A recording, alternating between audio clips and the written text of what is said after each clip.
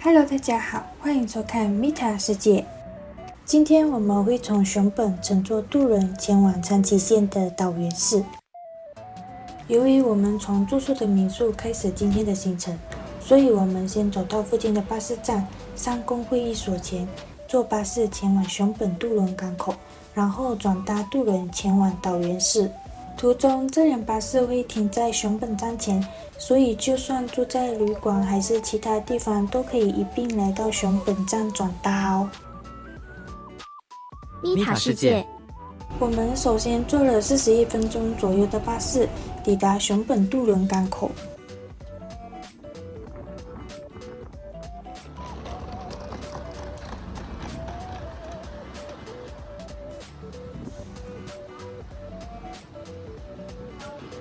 抵达港口时，会先看到一只穿着水手服的熊本熊在外面迎接我们的到来。然后我们就进去柜台购买去往岛原港口的船票，一个人1500日币，无需预订。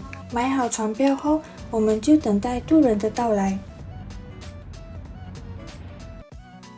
米塔世界，不久后，渡轮就到了。渡轮本身非常的大，可以承载不同交通工具，但收费会按照种类以及大小而不同。详细价格可在官网上查询。去往岛原港口的班次一天共有6到7趟，从早上7点半熊本港口开始，平均1小时50分一班。船里非常的豪华漂亮，里面有贩卖部以及各式各样的座位。但除了这个 A 席的特别席座位需要另外付费以外，其他座位都是基本自由席。船上有提供乘船纪念章区域，记得来盖上一张留着纪念哦。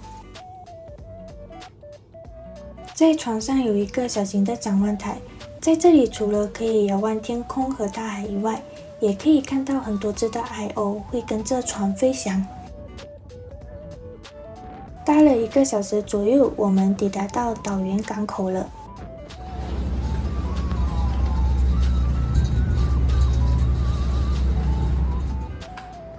在岛原港口这里有很多间的伴手礼店，其中还包括了玉床印。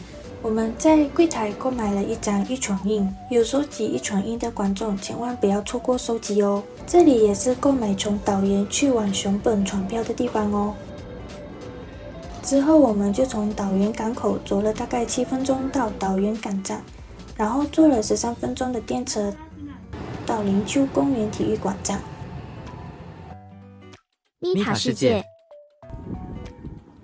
下车后又走了8分钟左右，就抵达到了一条复古的街道。这条街道叫做惠野米之北米吉鲤鱼游泳之町，同时街有鲤鱼悠闲之街的别称，是一条全长100米的水路。据说岛原有水之都之称，在市内有超过60个涌水景点，每天都从地下涌出清澈清凉的猎泉，而这些涌水群更列入日本100大名水之一，当中这里是被认为涌水资源最为丰富的。在昭和53年7月，当地的町内会为了利用流经社区的清澈水路进行社区建设，同时希望培养孩子们丰富的心灵，于是将色彩缤纷的鲤鱼放流到水路中。之后在町内会的带动下，许多市民也参与流放活动，使这里成为代表水之都岛原的著名景点之一。但为什么会有这么多涌水呢？